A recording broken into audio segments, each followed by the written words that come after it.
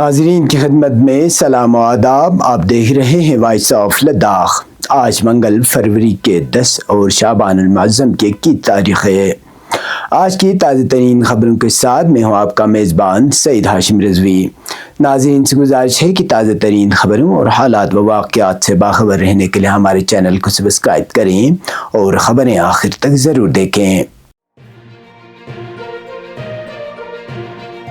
آپ دیکھ رہے ہیں آپ کا پسندیدہ news channel voice of Ladakh.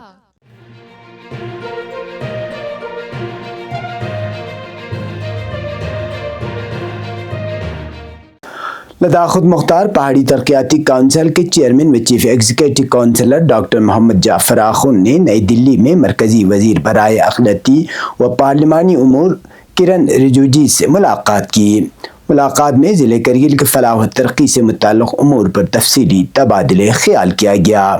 اس موقع پر سی ای سی نے اقلیتی فلاح کے اہم مسائل اجاگر کرتے ہوئے کرگل میں اسکل ڈیولپمنٹ کے لیے سینٹر آف ایکسیلنس کے قیام اور نظر ثانی شدہ پردھان منتری جن وکاس کاریہ کرم سب ڈویژنل ہیڈ کوارٹرز میں رہائشی ہاسٹلز کے قیام کا مطالبہ کیا۔ ڈاکٹر آخوند نے ضلع کے نوجوانوں کو ہنرمند اور روزگار کے قابل بنانے کے لیے اسکل ڈیولپمنٹ سینٹر کی فوری ضرورت پر زور دیا۔ مرکزی وزیر کرن رجیجو نے مطالبات کو غور سے سننے کے بعد یقین دہانی کرائی کہ ضلع کرگل کو وزارت اقلیتی امور کی اسکیموں کے دائرے میں مؤثر طور پر شامل کرنے کے لیے مثبت اقدامات کیے جائیں گے۔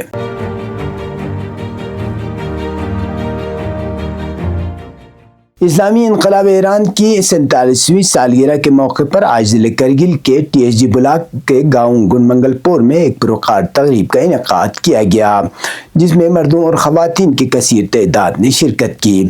تقریب کے دوران ایک پرامن اور پرجوش جلوس علمدار چوک سے برآمد ہوا، جو رحیم تھنگ چوک پر اختتام پذیر ہوا۔ جلوس میں شریک افراد نے رہبر معظم آیت اللہ العظمہ سید علی خامنائی بانی انقلاب امام خمینی اور شہدائے انقلاب کے تصاویر کے ساتھ ساتھ بینرز اور پلے کارڈ اٹھا رکھے تھے، جن پر اسلامی جمہوریہ ایران سے اظہار یکجہتی اور انقلاب کے ثمرات کو خراج تحسین پیش کرنے والے نعرے درج تھے۔ جلوس کے اختتام پر منعقدہ اجتماع میں شیخ ابراہیم خلیلی، مولانا عباس کراری، آخوند فدا اور محمد علی سمیت مقررین نے خطاب کیا۔ مقررین نے اسلامی انقلاب ایران کی کامیابی کے عالمی اثرات اور اس کے ثمرات اور استعماری قوتوں کے خلاف اس تاریخی کامیابی کی اہمیت پر روشنی ڈالی۔ انہوں نے اس انقلاب کو مظلوم اور مستضعف عوام کے حقوق کے تحفظ کی علامت قرار دیا۔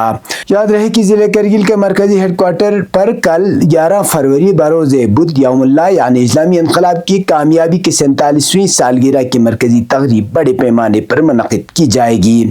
اسی مناسبت سے آج ضلع کے مختلف علاقوں بشمول گن منگل پور میں جوش و خروش کے ساتھ جشن منایا گیا۔ اطلاعات کے مطابق آج شام کو ضلع کے مختلف مقامات پر چراغاں بھی کیا جائے گا، جبکہ نماز مغرب عشاء کے بعد متعدد مقامات پر عقیدت و تشکر کی تقریبات کا اہتمام کیا گیا ہے۔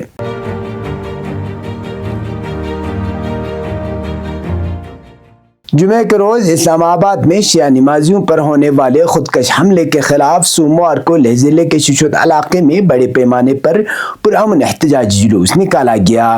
سینکڑوں مرد و خواتین نے شرکت کی۔ مظاہرین نے شہدائے اسلام آباد کی تصاویر والے بینرز اور پلے کارڈز اٹھا رکھے تھے۔ انہوں نے دہشت گردی کے خلاف اور پرامن کے حق میں نعرے لگائے۔ جلوس خمینی چوک گوما چھشت سے برآمد ہو کر مقامی امام بارگاہ پر اختتام پذیر ہوا۔ امام بارگاہ پر خطاب کرتے ہوئے مجلس علماء کے صدر حجت الاسلام شیخ زین العابدین نے اسلام آباد میں نماز کے دوران بے گناہ نمازیوں کو نشانہ بنانے کی شدید مذمت کی۔ انہوں نے اس اقدام کو بزدلانہ، غیر انسانی اور دہشت گردانہ کارروائی قرار دیا۔ انہوں نے کہا کہ کوئی بھی مذہب عبادت میں مصروف بے گناہ لوگوں کو مارنے کی اجازت نہیں دیتا۔ انہوں نے کہا کہ یہ وہی ذہنیت ہے جس نے تاریخ میں مقدس شخصیات کو بھی نشانہ بنایا۔ شیخ زین العابدین نے حکومت پاکستان پر الزام لگایا کہ اس کی پشت پناہی میں ایسی کارروائیاں ہوتی ہیں۔ انہوں نے عالمی برادری اور انسانی حقوق کی تنظیموں سے مطالبہ کیا کہ ان اقدامات کا سنجیدگی سے نوٹس لیں اور دہشت گردی میں ملوث عناصر کو انصاف کے کٹہرے میں لایا جائے۔ انہوں نے کہا کہ خاموشی اور بے عملی انتہا پسندی کو تقویت دیتی دیتی ہے۔ مظاہرین نے اپنے خطاب میں ملک میں امن، بھائی چارے اور انسانی وقار کے تحفظ کے عزم کا اعادہ کیا۔ احتجاجی اجتماع پرامن طریقے سے اختتام پذیر ہوا۔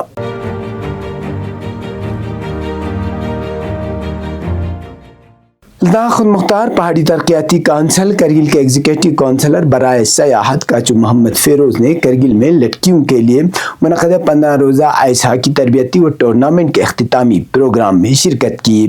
یہ پروگرام مشن شکتی کے تحت ضلع مرکز برائے خواتین، محکمہ سماجی و قبائلی بہبود کرگل کی جانب سے ضلع یوتھ سروس اینڈ سپورٹس اور آئس ہاکی ایسوسی ایشن کرگل کے اشتراک سے منعقد کیا گیا۔ اس موقع پر کاچو محمد فیروز نے کہا کہ بیٹی بچاؤ بیٹی پڑھاؤ اسکیم کے تحت اس طرح کے کیمپ لڑکیوں کو کھیلوں کے ذریعے بااختیار بنانے میں اہم کردار ادا کرتے ہیں۔ انہوں نے سرمائی کھیلوں کے فروغ، مناسب اسپورٹس ساز و سامان اور باصلاحیت کھلاڑیوں کے لیے مزید مواقع فراہم کرنے پر زور دیا۔ پروگرام میں مختلف عمر کے زمروں میں نمایاں کارکردگی دکھانے والے کھلاڑیوں کو انعامات اور تمام شرکاء کو اسناد پیش کی گئی۔ انہوں نے امید ظاہر کی کہ تربیت یافتہ لڑکیاں مستقبل میں ضلع کرگل کے قومی اور بین الاقوامی سطح پر نمائندگی کریں گی۔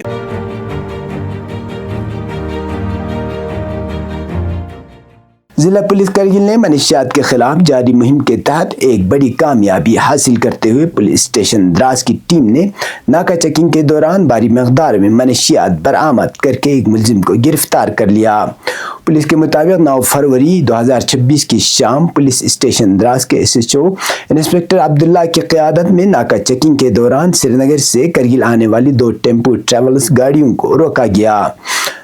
تلاشی کے دوران ایک مسافر جس کی شناخت ساگر شاہی کے طور پر ہوئی، جو اصل میں نیپال کا رہائشی اور اس وقت کلو ہماچل پردیش میں مقیم ہے، کے قبضے سے جوتوں میں چھپائی گئی چرس نما منشیات برآمد ہوئی۔ برآمد شدہ منشیات پلاسٹک پیکٹوں میں تھی جس کا وزن 252 گرام پایا گیا۔ اس سلسلے میں پولیس اسٹیشن دراس میں NDPS ایکٹ کی دفعات 20(8) کے تحت FIR نمبر 4/2026 درج کر کے مزید تفتیش شروع کر دی گئی ہے۔ Senior superintendent of police Kargil Shri Nitin Yadav IPS نے SHO دراس اور ان کی ٹیم کی کارکردگی سراہتے ہوئے تفتیشی افسر کو کیس کے تمام پہلوؤں کی جانچ کرنے کی ہدایت دی۔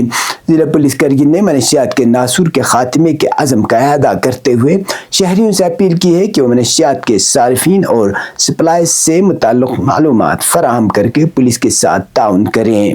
پیش قومی اور بین الاقوامی خبریں۔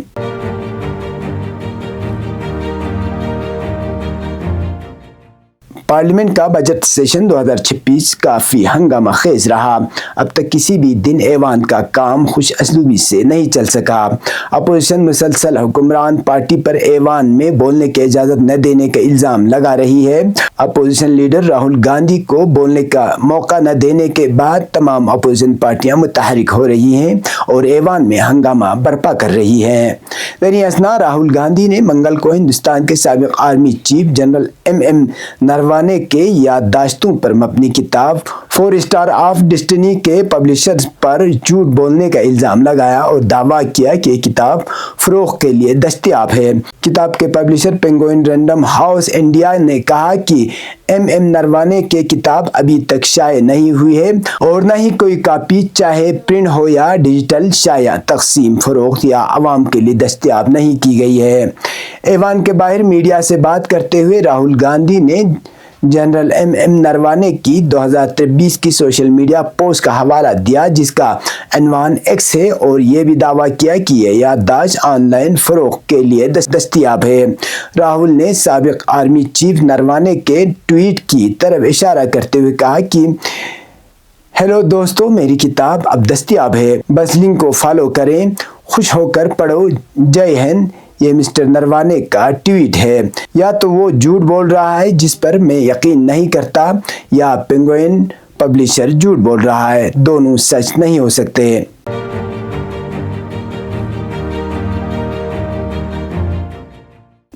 ایرانی خلائی ایجنسی کے سربراہ حسن سالاریہ نے تصدیق کی کہ ایران 2 مختلف سیریز کے تحت ریڈار سیٹلائٹس تیار کر رہا ہے جنہیں ریڈ 1 اور ریڈ 2 کے نام دیا گیا ہے۔ انہوں نے کہا کہ یہ دو خاندانوں میں ریڈار سیٹلائٹس کے ڈیزائن اور تیاری پر کام کر رہے ہیں۔ ریڈ 1 ایک SAR طرز کا ریڈار سیٹلائٹ ہے جس کی ریزولوشن 50 میٹر سے بہتر ہے۔ انہوں نے دوسرے منصوبے کے بارے میں کہا کہ ریڈ 2 سیٹلائٹ جس کی تصویری درستگی 20 میٹر سے بہتر ہوگی، ایرانی خلائی تحقیقی ادارے میں زیر تکمیل ہے اور آئندہ چند برسوں میں اس کی بھی رونمائی متوقع ہے۔ ریڈار سیٹلائٹس کی افادیت پر روشنی ڈالتے ہوئے سربراہ ایرانی خلائی ایجنسی نے کہا کہ ان سیٹلائٹس کا سب سے بڑا فائدہ یہ ہے کہ یہ مرئی روشنی کے علاوہ دیگر اسپیکٹرم اور ویو لینتھ جیسے ایکس بینڈ میں بھی تصاویر حاصل کرنے کی صلاحیت رکھتے ہیں۔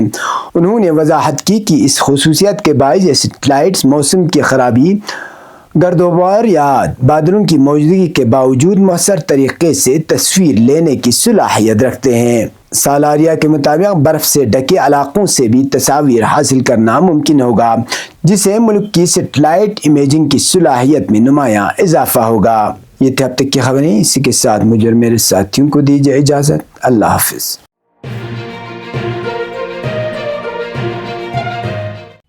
مقامی، قومی اور بین الاقوامی خبروں سے باخبر رہنے کے لیے چینل کو لائک، شیئر اور سبسکرائب کریں، ساتھ ہی بیل آئیکن دبانا نہ بھولیں۔